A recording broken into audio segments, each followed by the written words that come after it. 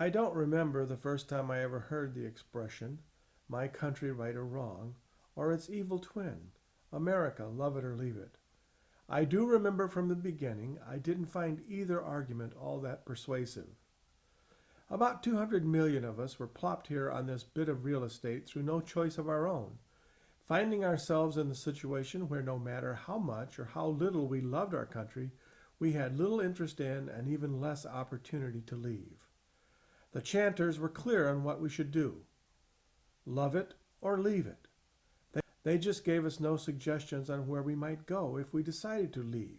That love it or leave it chant might have been better expressed: America, love it or not, because if you think about it, there's really not much you can do to affect change. Failing that, you are stuck here because there's absolutely no chance of going anywhere else anyway, because no country is going to take you in. I will admit I never was all that good at chant making.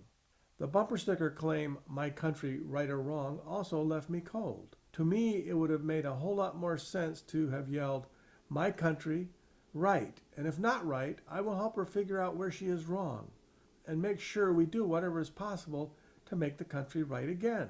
Again, that doesn't just roll off the tongue and would have been difficult to express in a short or organized fashion. Maybe the protests that I joined, the chants didn't make any more sense when heard by the opposition. I remember gathering with like-minded protesters and singing together, hey, hey, LBJ, how many kids did you kill today? Which I personalized after my best friend from high school, Kenny Green, was killed in Vietnam. I yelled, hey, hey, LBJ, how many Kennys did you kill today? And another personal favorite, hell no, I won't go, even though I had already flunked the military physical by that time, and it hardly had the same sting for me as I marched side by side with college students shouting out in solidarity, hell no, we won't go. More honestly, and I lose track, is that what we're trying to do here? I could have shouted, because I failed the military standard physical, which I did voluntarily take, because I didn't want to get into trouble with the feds or lose my standing in the Mormon Church, of which I am a member and 100% supports the Vietnam evil? Hell no.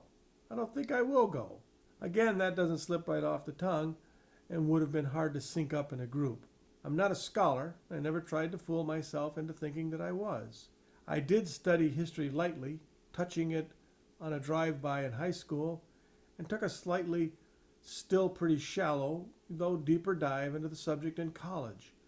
By the time my bachelor degreed, I had some idea of who we were as a country, and a far more limited and mistaken idea of who we could become as Americans. My studies, readings, applied reason, and abject refusal to consider the evidence piling up all around me led me to conclude Americans are a peaceful and freedom-loving people. My war, that is the war I grew up with, the one America was waging all the time I was young, was the Vietnam War. It's hard to say exactly how long that war lasted because it was never really formally declared, and we snuck out at the end. But most now agree American involvement, there's a euphemism I wish I could avoid, lasted roughly 20 years, from the mid-50s to the mid-70s. It dominated the news all the years I was in grammar school, high school, and a few years after I graduated college. Even though Vietnam was a war, ever present in my life, as constant as sunshine, it seemed unnatural to me. Even though the facts indicated the opposite was true, Vietnam to me was something our nation was involved in that was out of character, an outlier as it were. In my mind, all we had to do was make a small adjustment to our national collective thinking, a little bump if it were, if you may,